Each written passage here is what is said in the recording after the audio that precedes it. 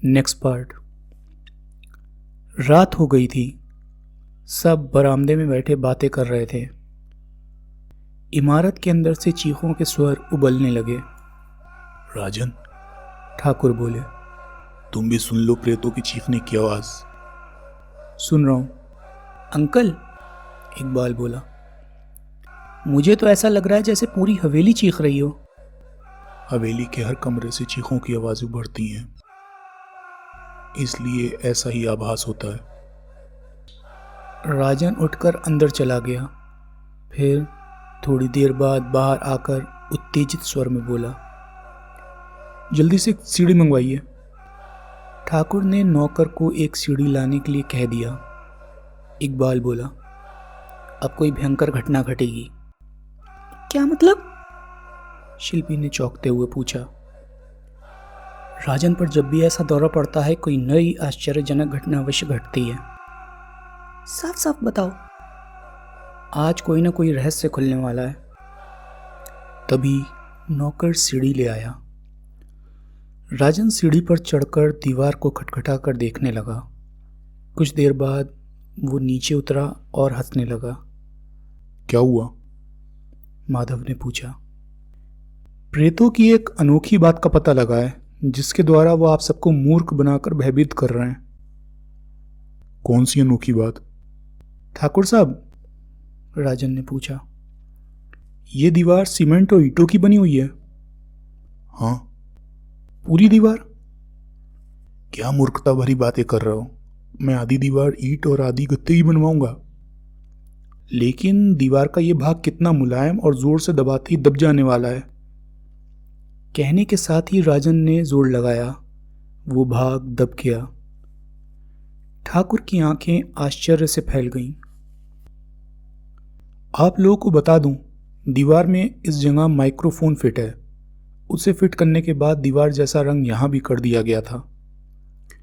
सारी कोठी के कमरों में इसी तरह के माइक्रोफोन फिट हैं, जिन्हें वायरिंग द्वारा एक दूसरे से जोड़ा गया है। चीखों का रिकॉर्ड यहीं से बजाया जाता है, जिसकी आवाज़ें सुनाई देती थीं। तब तो वायरिंग द्वारा हम उस जगह का पता लगा सकते हैं जहां रिकॉर्ड बजाया जाता है, इकबाल बोला। हाँ, पता तो लगा सकते हैं, लेकिन रिकॉर्ड वहां मिलेगा नहीं। फिर कोशिश शुरू हो गई। वायरिंग खंडहर तक चली गई थी। एक जगह वायरिंग का अंतिम सिरा मिला, लेकिन रिकॉर्डर वहां नहीं था। मैंने आपको पहले ही कहा था, प्रेतों को जानकारी हो गई थी, इसलिए उन्होंने रिकॉर्डर गायब कर दिया। अब यह हवेली कभी नहीं चीखेगी। लेकिन यह सब हुआ कैसे? ठाकुर साहब बोले। इमारत के मालिक आप हैं, आपको मालूम होना चाहिए। तो क्या मैंने माइक्रोफोन फिट कराएं?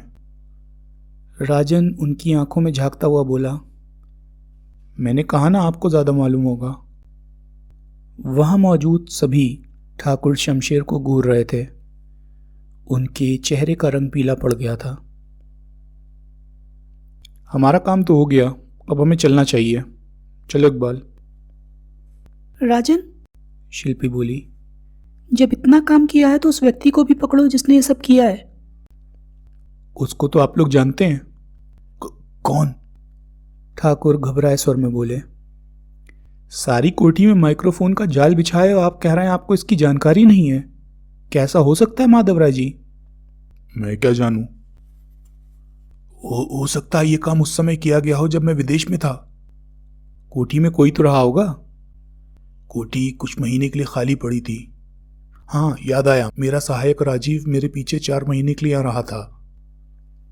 तब तो अवश्य राजीव उस व्यक्ति से मिला हुआ था। शायद अपना भेद खुल जाने के डर से उसने उसकी हत्या कर दी। खैर, बाकी बातें बाद में होंगी। कमरे में आकर इकबाल बाथरूम में घुस गया। इसी समय शिल्पी अंदर प्रविष्ट हुई। राजन, उसने पूछा, क्या तुम सचमुच जा रहे हो? अब मेरा यहां रुकना बेकार है। शिल्पी ने उसका हाथ पकड़ लिया और उसकी आंखों में देखती हुई बोली, तुम्हें मेरी कसम, तुम नहीं जाओगे? और अगर मैं चला गया तो मैं इतने आंसू बहाऊंगी कि तुम्हारा जाने का रास्ता ही बंद हो जाएगा। राजन हंस पड़ा। फिर बोला, अब अपने कीमती आंसू उस समय के लिए संभाल कर रखो जब डोली में बैठोगी। दत्त। शिल्पी लजा गई। ठीक है, मैं नहीं जाऊंगा।